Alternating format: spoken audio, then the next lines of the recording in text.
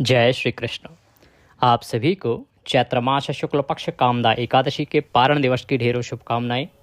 प्रिय दर्शकों, इस वीडियो में हम बात करेंगे कि चैत्र शुक्ला कामदा एकादशी का पारण आपको कब करना है, कैसे करना है, क्या विधि है, क्या भोग होना चाहिए, क्या मंत्र होना चाहिए और किससे आपको पारण करना चाहिए। आपसे निवेदन है कि वीडियो यदि थोड़ा सा भी उपयोगी लगे तो एक बार लाइक अवश्य कर दीजिएगा।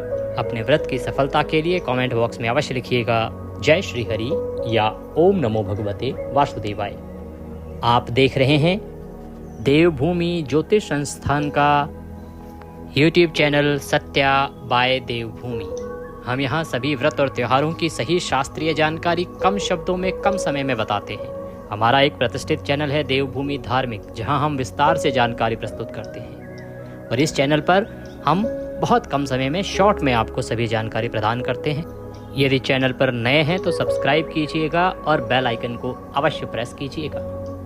जानकारी आरंभ करते हैं। प्रिय दर्शकों, एकादशी का हम व्रत कर रहे हैं 29 तारीख को। एकादशी के पारण का नियम कहता है कि व्रत के अगले दिन सूर्योदय के बाद द्वादशी तिथि में हरिवासर का समय निकल जाने के बाद पारण करना चाहिए। ये 3 सिद्धांत हैं पारण के। इनका पालन सबके लिए आवश्यक है, किसी एक के लिए नहीं, सबके लिए। इन नियमों को आप मान लेंगे तो आप किसी भी समय पारण कीजिए। बस ध्यान रखिए कि हरिवासर का समय निकलने से पहले पारण ना हो और व्रत के अगले दिन सूर्योदय के बाद ही होना चाहिए। बहुत लोग ये कहते हैं पंडित जी त्रयोदशी में पारण कैसे हो सकता है। त्रयोदशी में भी पारण का विधान है। त्रयोदशी में पारण करने का दोष नहीं कहा गया है शास्त्रों में। यदि एकादशी द्वादशी में की जाएगी तो त्रयोदशी में अपने आप ही पारण होता है। तो बहुत बार आप परेशान होते हैं कि त्रयोदशी में पारण करें कि ना करें, तो उसकी भी चिंता आपको नहीं करनी चाहिए। इस वर्ष जो द्वादशी तिथि है वो समाप्त होगी 30 मार्च को 7:09। तो 30 मार्च को प्रातःकाल सूर्योदय से पहले उठना चाहिए। उठने के बाद स्नान आदि कीजिए, स्वच्छ वस्त्र धारण कीजिए, भगवान नारायण की पंचोपचार से पूजा कीजिए, भगवान को जल से स्नान कराइए। स्नान करा के वस्त्र के रूप में मौली तोड़ के अर्पित कीजिए। वस्त्र के बाद जनेऊ है तो जनेऊ अर्पित कीजिए। जनेऊ कभी भी बिना तिलक के अर्पित नहीं करनी, रौली कुमकुम या हल्दी लगा के ही अर्पित कीजिए। तदुपरांत भगवान को तिलक कीजिए। तिलक करके पुष्प अर्पित कीजिए। माला है तो माला पहनाइए। भगवान को धूप दिखाइए और दीप दिखाइए। नैवेद्य के रूप में भगवान को पीले रंग की मिठाई अति प्रिय है। अगर एकादशी पर आप अर्पित कर सकते हैं तो उत्तम है, अन्यथा फल, मिश्री, बताशा जो आपके पास हो वह अर्पित कीजिए।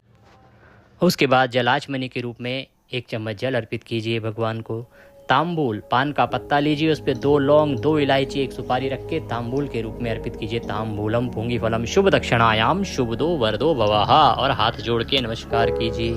तुलसी माता की कथा सुनिए और उसके बाद आप ब्राह्मण को दान दक्षिणा आदि देके अपने व्रत का पारण कीजिए। यही है नियम और यही है विधान पारण का। इस दिन आपको दान अवश्य करना चाहिए। संभव है ब्राह्मण को भोजन कराइए, मंदिर में कुछ दे के आइए। सीधा या सूखा खाने का सामान दे सकते हैं। आसपास कोई योग्य ब्राह्मण है तो उसको दे सकते हैं। इसमें पूजा के अंत में आपको पुष्पांजलि अवश्य अर्पित करनी चाहिए भगवान को। हाथ में पुष्प लेके निवेदन कीजिए कि प्रभु हे भगवान, आवाहनम न जानामि विसर्जनम पूजम चैवम न जानामि क्षम्यताम परमेश्वरः। हे प्रभु, न हमें आवाहन आता है, न हम पूजन जानते हैं, न विसर्जन जानते हैं। हम तो अज्ञानी जीव हैं। जैसी बन पड़ी है वैसी सेवा आपके श्री चरणों की है। हमने ये एकादशी का व्रत किया है भगवान। इसमें जाने अनजाने में हमसे कोई गलती, कोई त्रुटि, कोई भूल हो गई हो तो उसे क्षमा कीजिएगा और दया का आशीर्वाद प्रदान कीजिएगा।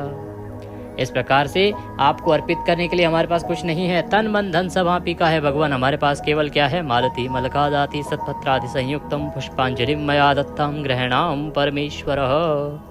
यह पत्र पुष्प की भेंट है, इसे आप स्वीकार कीजिए। वह पुष्प भगवान को अर्पित कीजिए, हाथ जोड़ के नमस्कार कीजिए। तदुपरांत ब्राह्मण भोजन आदि करा के दान दक्षिणा का कार्य करके फिर आप पारण कीजिए। पारण के लिए आसन लगा के बैठ जाइए। 1 गिलास में जल लीजिए, तुलसी का पत्ता लीजिए, 5 बार बोलिए ओम नमो भगवते वासुदेवाय, ओम नमो भगवते वासुदेवाय, ओम नमो भगवते वासुदेवाय। भगवान का ध्यान करके निवेदन कीजिए कि प्रभु मैं ये जल और तुलसी पत्र द्वारा व्रत पारण कर रही हूँ, इसे स्वीकार कीजिए। मुँह में तुलसी का पत्ता रखिए और जल पी लीजिए, पारण कीजिए।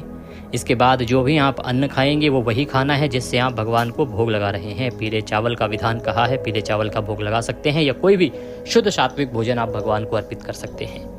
पारण के लिए शुभ समय रहेगा 30 तारीख को सुबह 6:14 से 7:09 तक। चैनल पर नए हैं तो सब्सक्राइब कीजिएगा, बेल आइकन को प्रेस अवश्य कीजिएगा। कुछ पूछना चाहें कमेंट बॉक्स में लिख के पूछ सकते हैं। हरे कृष्ण।